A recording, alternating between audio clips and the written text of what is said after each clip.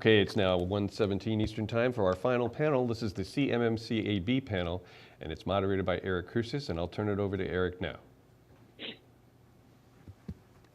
Great, thank you so much. Great to be here again. Well, we've heard a lot about CMMC so far today. We've heard about the ins and outs of it. One really critical piece of this puzzle, of course, is the Accreditation Board. And we're so lucky to have members of the Accreditation Board with us today. So before I go to questions, and I know folks have questions of them, and I've tried to work them into the questions we'll ask today, I want to give a little bit of background about them. I could really read all of their bios and do that, and it would take up the entire time we have allotted because they're all very accomplished. But so I cut them down and tried to hit some of the highlights of the members of the Accreditation Board. The first member who I'm going to be talking to is Ty Schreiber. He's the chair of the board. He currently serves as senior director of executive education for the University of Virginia, the Darden School Foundation. He's spent 32 years leading people, developing teams, delivering results in the private and public sectors. He works with industry. He's led large business operations of large, mid-tier, small, and startup companies providing cyber engineering technology services for federal, state, and local governments. He graduated from the Naval Academy in 1987. You could stop a bio right there, and that's a great accomplishment for the rest of your life with a BS in political science. He was selected service with the U.S. Marine Corps. He also has 2 graduate degrees from the Naval Postgraduate School, 2 master's degrees, a Master in Science and Systems Technology, and in National Security Affairs. Before I go to questioning Ty, I'm just going to introduce the rest of the board members who are joining us today. We have Carlton Johnson, who's the vice chair of the board. He's a senior executive with respected visionary leader with 32 years of subject matter experience in areas including cybersecurity and enterprise communications technologies. He's a decorated combat veteran and also served as the CIO for the Multinational Security Transition Command in Iraq. He retired from USAF active duty in 2014 as a colonel after 26 years of honorable service. And he's developed solutions that enable business transformation for multinational organizations and exercise strategic leadership in firms of up to 47,000 employees and led resource asset portfolios of up to $5.5 billion. And he's currently the chief executive officer of Delane Strategies Group. He also has a master's degree and executive graduate certifications from various institutions, including George Washington University, National Defense University, West Virginia University, and ISACA and the U.S. government. Also joining Ty and Carlton is Mark Berman. He's a board member and he's chair of the Communications Committee on the board. He's the CEO and founder of FutureFeed, which is a modern compliance platform focused on NIST and other compliance standards. Before FutureFeed, he was the co-founder of ThinkStack, which is a national MSP which continues to inspire and facilitate innovation in organizations ready for digital transformation and the demands of solid cybersecurity at every step. Prior to that, Mark led a national manufacturing firm, several successful political campaigns. I'm not going to ask him which ones today. And he was COO of a $1.2 billion wealth management firm. He graduated from the College of William & Mary with a degree in computer science and completed graduate work at NASA's Langley Research Center. He later completed an MBA at Loyola College. Joining her distinguished colleagues is Nicole Dean, finally, and certainly not least. She's the chair of the Infrastructure Committee on the board, also co-chair of the Nominations and Membership Committee. She is the CISO for Accenture Federal Services, where their goal is twofold. One is to protect Accenture's internal networks so they don't impact the mission of the company, and also to collaborate with their account leads by helping them securely implement the programs and keeping their clients' data secure. Prior to that, she was Global Chief Information Security Officer for Goodyear Tire and Rubber Company, and she's held several federal positions as well.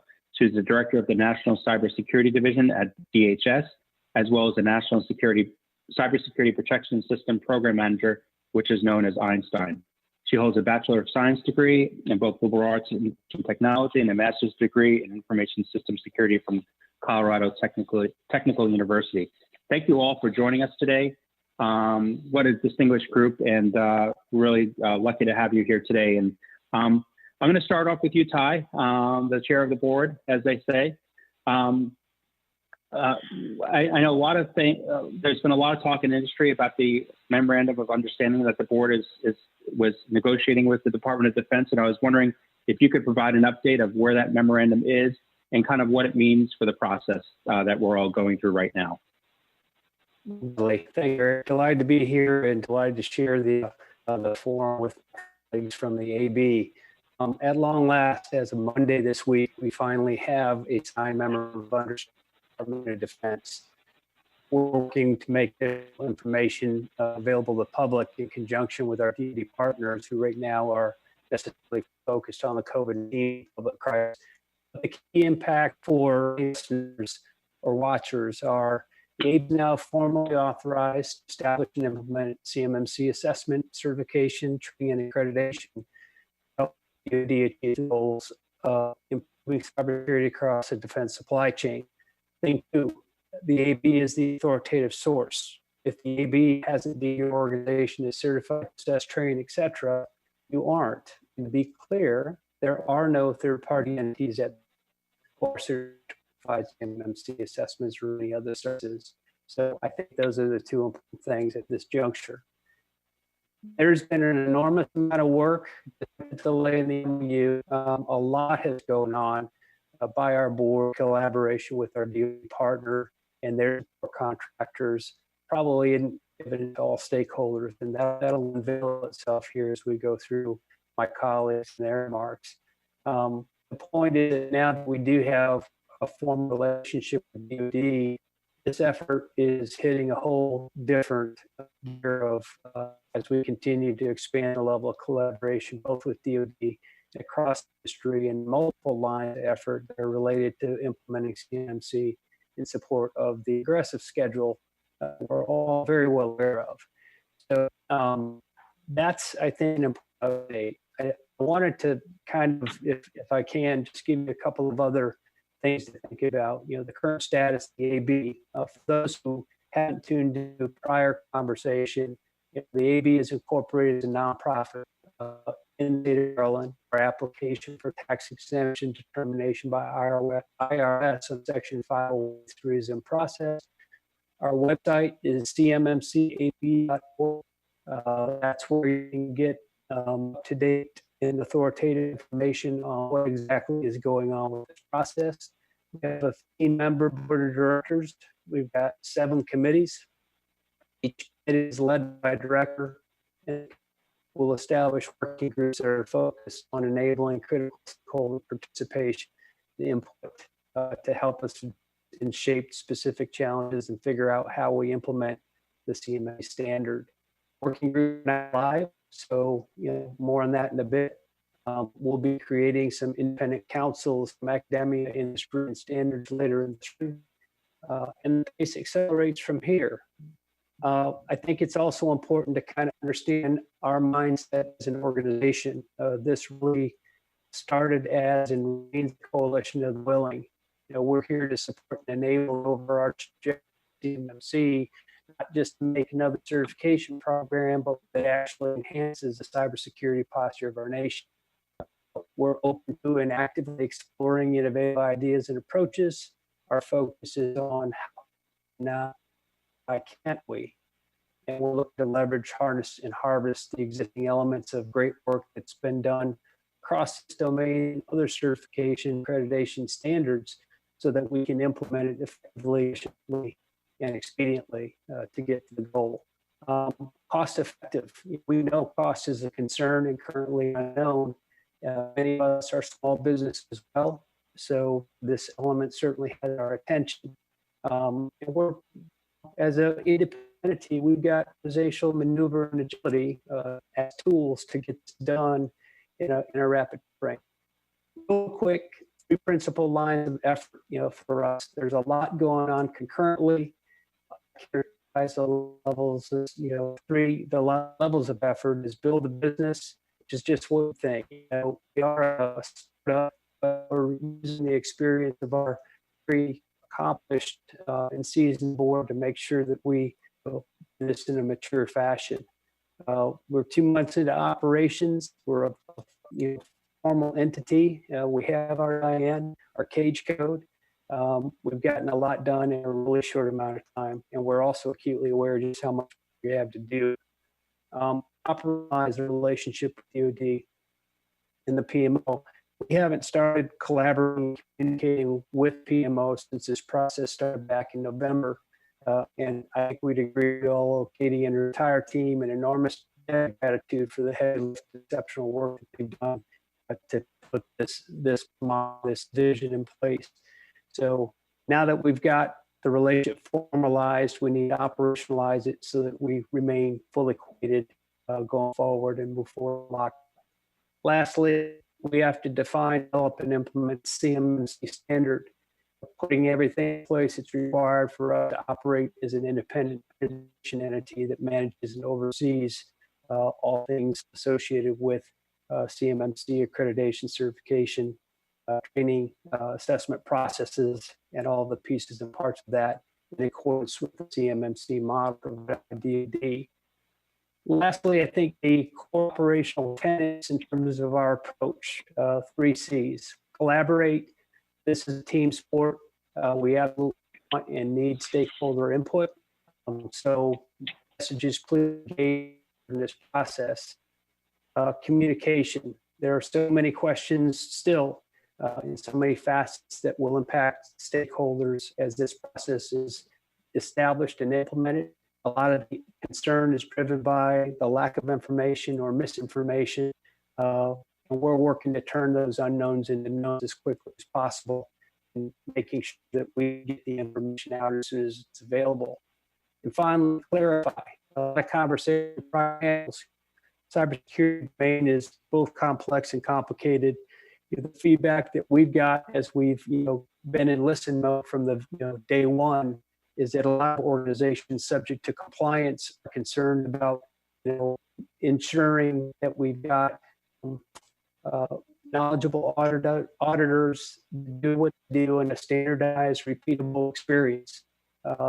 That's very important. And so we're looking to establish a baseline that is comprehensive and specific, and we're looking to create a common understanding in terms of how to do these things so that we reduce the room for interpretation and variance, and therefore frustration. Finally, making the information consumable. You've heard Katie's mouth is a target for crafting the assessment guide and other materials. We want to make sure we make anything that we consumable and understandable by whoever is involved. I'd just like to say, to everybody that's been involved in this process, it's been quite since November when we started down this road. It's amazing to me, how many just individuals across the DoD industry, the accreditation body, that really have come together, recognizing how important this is and have volunteered so much of themselves to put it in place. And the breadth, the depth, the diversity of skill, experience, and represented at the table thus far, and what we need going forward is really, really important. So we'll maintain that focus of listening and incorporation of stakeholder input to figure this all out in a real team model. So there's that. If we keep on the path that we've been on so far in terms of teamwork and collaboration, able to get this done, and it'll be a very important, great thing for our whole country in the base. Great, Tyler. What a wonderful overview, and we really appreciate it. I'm going to move on to Mark next. Before I do, Carlton and Nicole, consider possibly, if it's possible, dialing in and using their phone audio. That might help the audio quality that we have. I know Mark has already done that, but if it's too much trouble, don't worry about it. But if it's possible, go ahead. Mark, just coming along to you now. Ty kind of gave a really nice broad overview of all the things that the board is doing, and it's certainly a lot to take on at one time. But I understand that the board is looking for help among folks in the industry, and that form of the help is that form is in the working groups. And I was wondering if you could talk about what the working groups are, what the status is, and kind of what you're looking for volunteers for. Sure. Thanks very much. So thank you, Ty. I do appreciate that overview. One of the things that Ty said during his overview is that we are an organization that is built to listen, and we took that very seriously as part of our core mission from the beginning. This is a huge endeavor. The DoD should be commended for recognizing the need and having sort of a world tour of education leading up to the point where we are right now. And we want to continue that listening. So a couple of things before I get into the working groups. One is that very soon on our website, if you have an event where you need to hear from, or you would like to hear from one of us, there'll be a place where you can make a submission and make a request. There is always a survey on our website. We've had, it would just change recently. So if you represent a C3PAO, which is an organization that will provide the assessments, we're looking for some input right now on what types of information do you need to consider when you're organizing an assessment engagement. So that question changes as soon as we get enough information, we'll change it to something else. On the working groups really came out of our pre-formation days. Before we were an accreditation body, we had some working groups that sort of figured out the basic foundation for what the accreditation body would one day become. So we've tried to create a continued ability to listen to the great ideas and the experiences that are out in industry and in government and in other places. So if you go to our website right now, or if you do after the meeting, cmmcab.org, that's our website, and /groups will take you to our working groups. Each of our working groups is led by a committee. So as Ty said, there are 7 committees. Not all of them have working groups yet. We're getting that effort underway right now. But what you'll find when you get there is, I believe there are 4 of them, maybe 5 of them, 2 or 3 more going up either tomorrow or at the beginning of next week. Let me just hit the highlights of what we have up there. The standards committee. So our standards committee is there to look at the model that the DoD released and take that model along with an assessment guide. So if you're trying to prepare to be responsive to CMMC, there is an assessment guide that will be coming at some point. It is not released yet, so you might want to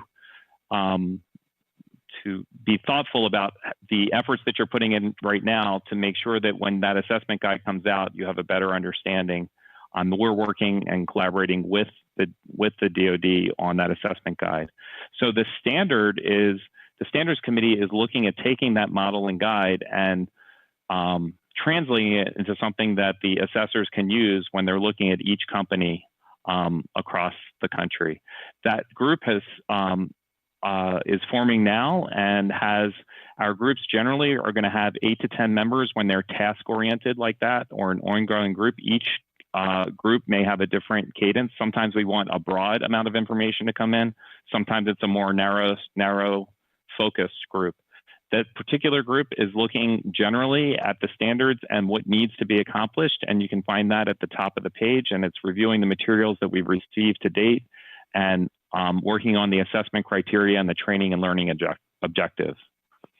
So moving on to the accreditation and credentialing committee, they have 3 groups up right now looking for help on several topics, and again, I'll hit them at a high level. Accelerating the initial assessments. So one of the things that we're working with right now is the idea that while we would love to be able to do 300,000 different assessments all in the next few months and be up and running, the reality is this is going to be something that is deployed slowly over the next several years. But how can we get that first tranche of assessments done? What can we do about our process where we can learn from the first few assessments to inform the second group and the third group and so forth? So there's a group that's working on how can we qualify some very experienced assessors to provide those initial assessments so that we can learn from the experience and learn from them as experienced people in the industry. So apply to that group if you're interested. That final deliverable is April 15th. Most of these groups are going to be on a fairly short timeline. the assessment quality assurance group. So the next question that we need to solve, and we need your help, is how do we assure that somebody who is coming on site, who is representing a private C3PAO, is providing a quality assessment, collecting and looking at the right information, and doing what we need to do to evaluate whether a particular organization is meeting the requirements of CMMC. So that quality assurance oversight is extremely important to the accreditation body, and this group is going to work on how do we measure quality when you talk about something like doing an assessment and you're using people that are independent. In other words, the C3POs do not work directly for us. The assessors will work for the C3PO. What quality can we overlay and assure people that they have qualified and experienced assessors looking at the right information? The last group that I'll highlight that's out there right now is the assessment methodology working group. So there are many ways that you can approach an organization when an assessor walks in and they shake hands with you for the first time. What should they be doing? Should we be collecting information using technical means? How do we walk through an assessment? How do we ask questions? How do we collect information? How is that information distilled into findings at the end of an assessment? All of those things come together in an assessment methodology, and we're going to take several cracks at this. The first one is iteration 1, and there's a group that's working on that, again, with a work completion date in April. So we want to work on that. The cadence of all of this is going to produce an ecosystem that is trying experimentally using Pathfinder assessments over the next few months to develop a system that's going to work at scale. That system will be released as the regulations change in the fourth quarter at some point. That's all I have presentation-wise, so I'll pass the mic back over to the next person. Great, thank you so much, Mark, and thank you for that background on the working groups. And I think it's important for folks to realize that this is not, while the board is, and Mark, correct me if I'm wrong, but while the board is kind of driving the train here, the board is really open to suggestions from industry and wanting to work with industry and folks in the government to help bring this process forward and make it the best process that it could possibly be, and make it a standard, and have this experience be as seamless as it could be for contractors. I will go one step further and say that we can't do it without you. So while we can, some of the working groups already are very oversubscribed, but there are going to be plenty of them, and we need you ultimately so that we can build this. We're building this with you, not for you. So we're going to use these working groups. We're going to engage, and we're not using this just to be informed or to get a pat on the back if we do something nice. We're doing this to build it together with you. That's great, and that's very true. I'm going to just move on to Carlton really for a few minutes right now. Mark has described a lot that the AB is doing. Ty has described a really terrific overview of all the things the AB is doing. So there's a lot of tasks, a lot of things happening in a hurry. And granted, you all have a lot of experience in this industry and great resumes. But how is AB able to handle all these things that it's trying to implement and accomplish at the same time? Thank you. This is a really good conversation, and I would tell you, starting out, the reason that we're able to accomplish as much as we're doing is it starts with really good people. When you look at the swath of members that we have on the team, we have experts from a variety of experiences and backgrounds coming to this, bringing not only that experience, but additional capabilities and mindset to the effort. From the perspective of trying to organize all those different lanes, I tried to put it into 4 or 5 buckets. Number one, we're having a good understanding what ways we want to implement, determining the how behind the what, doing a good assessment of the means, taking a strong look at the organizational capabilities we have inherent to the AB, and then looking outward for additional capabilities that we may need to bring into the fight. Keeping the ends always in front, trying to synchronize between time, space, and the objectives that the chairman has put forth to us. And then all along that path, considering the various risks to accomplishing these within that time and space, that all comes under the umbrella of synchronization. So again, looking at this from the beginning to end, we're focusing with the end state in mind.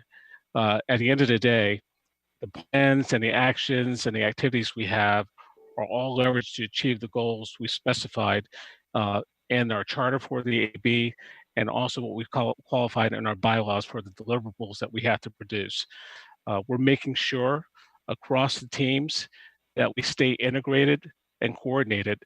And through the communications committee that Mark leads, we are working to strengthen communications across the board, both from the committee aspect and the working groups.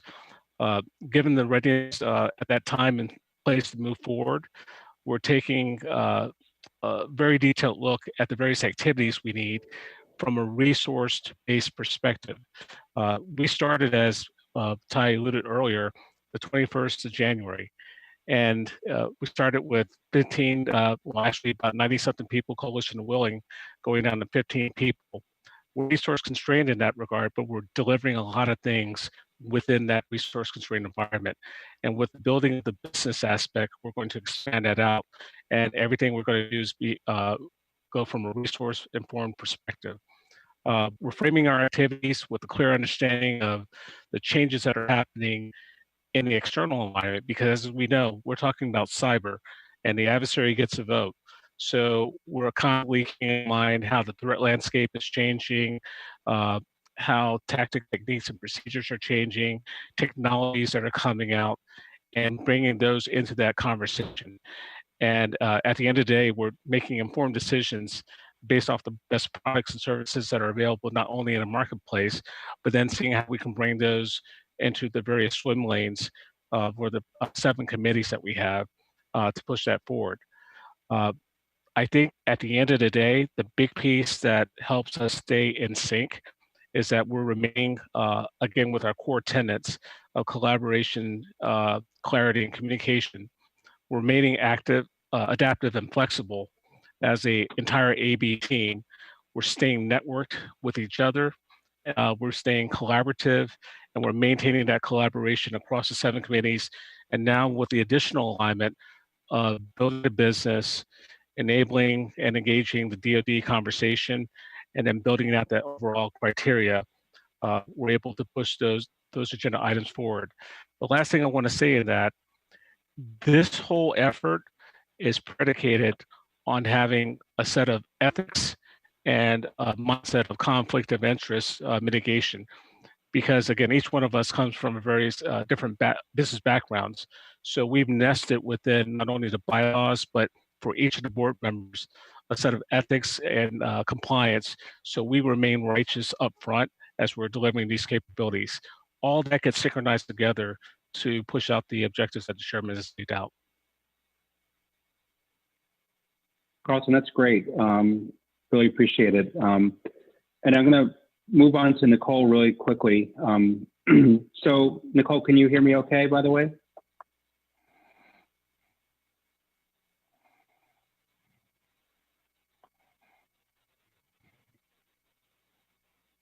I'm not sure she can. So if David, if you could try to get Nicole to associate her phone with the audio, or Nicole, if you want to turn on your microphone from your computer, that would work as well. I rejoined through the computer. Oh, good. Can you hear me now? The technical issues. Yes, I can hear you just fine. Thank you. Okay. And everyone, appreciate your patience. We were supposed to do this in studio, or we were supposed to do this in person, then we moved to in studio, and there wasn't quite enough social distancing there, so we're on the fly. We did this over webcast, so I appreciate everyone's patience. Carlton really described very well how this is a really multifaceted effort, and I think that builds upon what Ty and Mark were talking about. How is the AB going to kind of ensure that the parties, the DoD, the AB, the community, are working constructively together to kind of get to all the places that we all want to get to? Yeah, so I mean, I really think that comes back to Ty's point when he said how we need to now operationalize the relationship with the DoD. So, while we've been all, waiting to formalize the relationship, there's been lots of conversations going back and forth, lots of planning, lots of strategic thinking happening. But it's really kind of time to get like tactical and formalize all that. So, some of the things that we're doing is we're setting up, regular and recurring meetings with DoD, between DoD and between the various committees and working groups that we've set up within the AB. We're going to be working to collaborate on an integrated master schedule between two of us, because we really want to make sure that both what we're doing from the AB standpoint and the piece and parts that DoD owns, that we're in lockstep and barrel, hand in hand together, moving this out. We don't want to go left if they're going right, and vice versa. So there's going to be a lot more discussion, a lot more collaboration actually happening between the groups, but at a much more tactical level than has been occurring to date. So really looking forward to getting those started, actually making this happen, because it's really amazing what Katie Arrington and the Department of Defense have been able to do, pushing the CMMC out in the expeditious manner that they did. Moving something that fast through a government bureaucracy is generally much more difficult, and they've really overcome some hurdles to make this happen. And we want to support them in every way, shape, and form that we can, so we can secure the DoD supply chain and make this safer for everybody in the ways that we work today. Great. Nicole, just to follow up really quickly, there's a lot that the board is trying to do at one time. I know Ty talked about the MOU being signed, which is a great accomplishment for all of you. Can you just speak to just briefly kind of the other things that the board is trying to do, find office space and just stand up an organization, hire people, where that process is? Yeah, so Ty mentioned like our three strategic objectives, operationalize the relationship with the DoD. We have to build the business. So, I mean, we are in the process of finding a home. We actually need a home to sit and to work out of. So where is that going to be? So we've been looking at areas in the, Maryland and Virginia area to set up home there.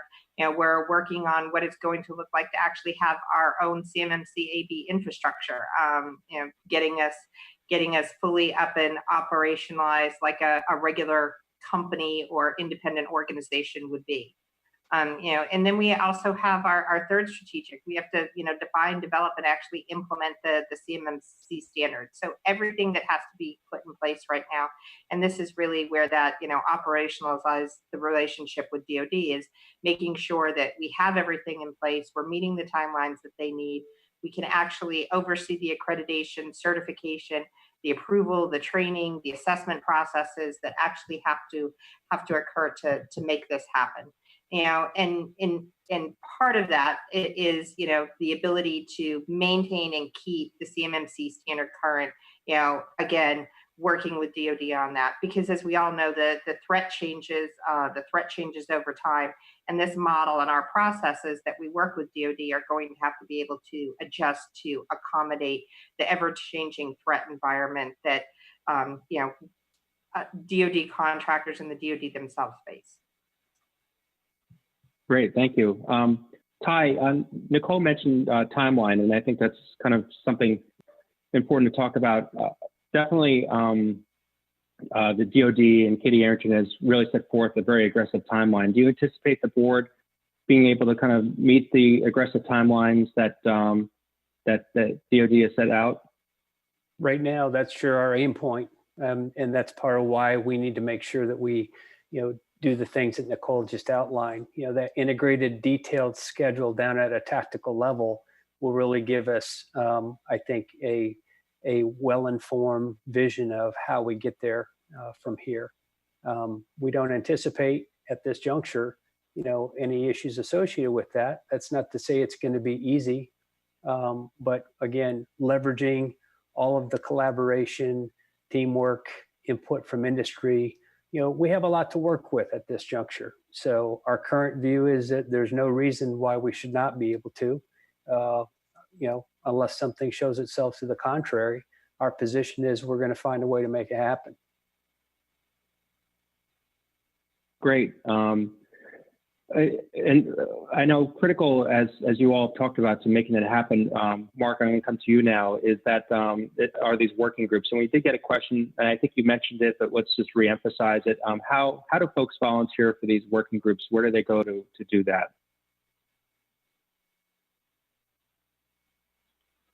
Sorry, I needed to demute there. To go to the working groups, just go to our website, and there's a quick application form on there for security. Basically, after you fill out some things at the bottom of the page and you select the working groups that you're interested in, it will pop up a message saying, if you're already in our database, there's a button to click, and it'll send you an email, which will give you a direct link to update your profile. Fill out whatever fields you see in there. We've been adding fields as we're gathering more information. And down at the bottom, you'll see the different working groups, and just put a check mark and submit. And we will get back to you generally from the time that we announce a working group till the time the group begins its work. We'll get back to you with some acknowledgement of whether you're going to be a part of the working group or not. If you are not in a working group, and this is really important, we still want to hear from you. So when the working group finishes its work, those people that signed up will get an email with a outline form, bullet list of the deliverables and the conclusions of that working group.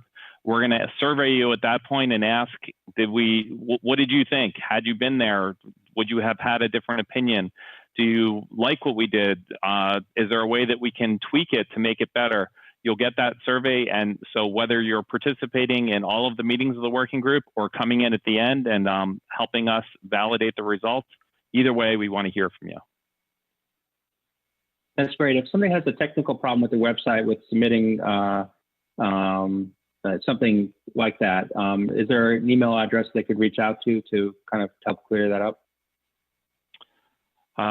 We do not have a webmaster address, but for right now, use news@cmmcab.org. That's news@cmmcab.org. And that's a shared mailbox. And as we're developing this infrastructure and resources, we'll make sure that any problems get addressed. Great. Carlton, I'm going to come back to you just for a minute here. I know the board has done a lot of outreach. If folks, what kind of further outreach do you anticipate the board having over the next 3 to 6 months? Yeah, excellent question. And this is part of our strategic communication strategy. Over the next few months, you're going to see a variety of board members in a variety of forums just like this. And as a quick shout out to you guys, thanks a lot for continuing to shepherd this particular event through. With COVID-19 ongoing, a lot of things are shutting down, but cyber and the activities that are happening in cyberspace are still ongoing. So forcing this conversation to move forward through looking at virtual means was outstanding. So a call out to you guys. So along those lines, part of that plan is every single board member is going to have an opportunity to get out, and you're going to see us in a variety of events to include this. We've had people speaking at organizations like AIA, the Aerospace Industries Association, NDIA, and others. Also through our communications website, that's where our latest and greatest information on what's going on is going to be pushed forward. So we're applying the basic, tell them what you are going to tell them, and then follow through to make sure that they heard and understood your message, because the story that the CMMC AB has got to tell is a very important one. And we want to make sure that not only you hear what we have to say, but as Mark pointed out, we want to hear your inputs as well. So we're coming to a station near you. Over. That's great. I love it. Nicole, I'm going to go off script just a little bit, but I think it's something that is right in your wheelhouse, just based on the positions you've had in the industry and now at the board. Do you see this cybersecurity threat, or the cyber threat that's out there in general, kind of abating a little bit, or is this kind of a growing storm that we're just starting to kind of meet a little bit more with CMMC? So the cyber storm has continued to grow as the years have progressed. It has not abated, and it's still not abating. I mean, unfortunately for organizations, they have to be right all the time, but the bad guy only has to be right once. So, what that means is if you don't have the right practices, procedures, and standards in place that you're operating under for an organization, one small error is all it takes for the bad guy to get in, and that's what we continually see over and over and over again. And if you look at the way the CMMC is characterized, it's really taking the best hygiene practices that exist out there in the level 3 and below, which is where most organizations will be, along with the appropriate processes to ensure the right maturity of those hygiene practices to help organizations get to a part that they are more rapidly defending and preventing the threats from even happening or entering their network.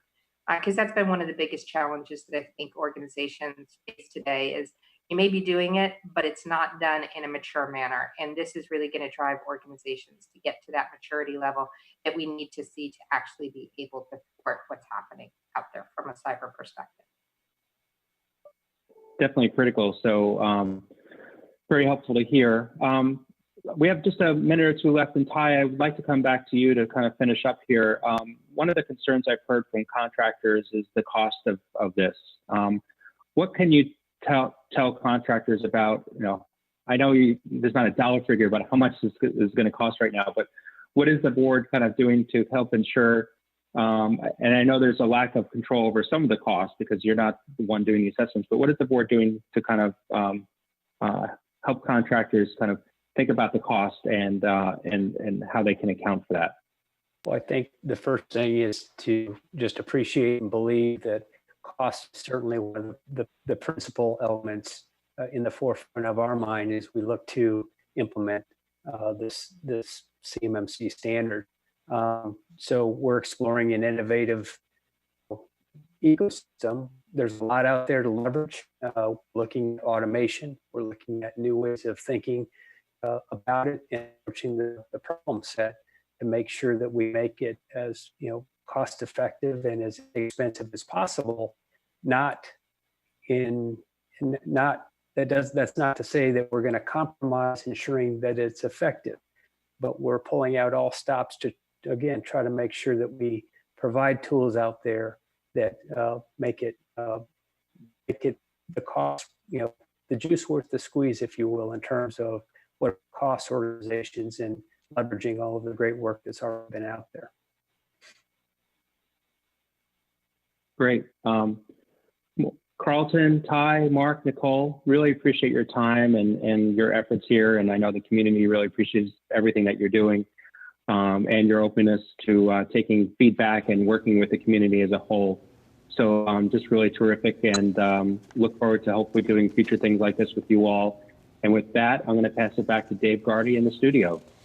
Thank you very much, Eric. I appreciate it. That was a great panel, and we were able to get, by using some of the phone lines, a lot of ingenuity there to try to do the phone with the computer. You guys did fairly well. So thank you again, all of you, for a great panel on CMMC AB, which is a big topic.